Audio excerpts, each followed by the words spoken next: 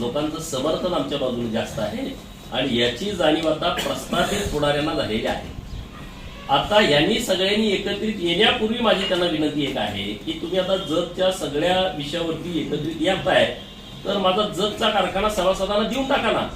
तुम्हाला जतची इतकी चिंता आहे, जतची इतकी काळजी आहे, नाहीतर मी तर धुराड पेटवूच देणार नाही. मोठा संघर्ष करायची माझी तयारी आहे. आंदोलन आंदोलन कशाला करायला लागते, मी एकटा गेलो तिथं बाद झालं आंदोलन.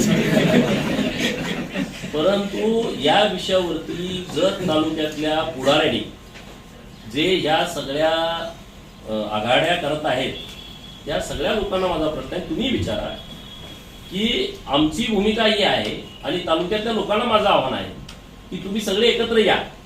हा जो डापलेला कारखाना आहे तो कारखाना आपल्याला परत घ्यायचा आहे, कारण याचं भाडं सुद्धा याच्यापेक्षा जास्त होते. आता तुम्ही तर सगळे पत्रकार मित्र आहात, तुम्ही माहिती घ्या कुठले कारखाने किती टनेजवरती किती कमिशन वाढायला दिले जातात आणि त्याचं इन्कम काय मिळतं त्या कारखान्याला. तर तशा पद्धतीनं आता एवढी वर्ष कारखाना हा नुसते 40 कोटीत गेलाय, तर तो कारखाना आम्हाला परत मिळाला पाहिजे. मला वाटते कॅनॉलचेच पैसे काहीतरी करोड रुपये कारखान्याला मिळालेले आहेत. कारखान्याची जमीन इतकी मोठी आहे जी 250-300 एकरापर्यंत 280 एकरापर्यंतची जमीन आहे. त्यामुळं आता आमचा अजेंडा असा आहे की या कारखान्याच्यासाठी आमची संघर्ष करायची तयारी आहे. तो कारखान्याचं धुराड आम्ही पेटू देणार नाही.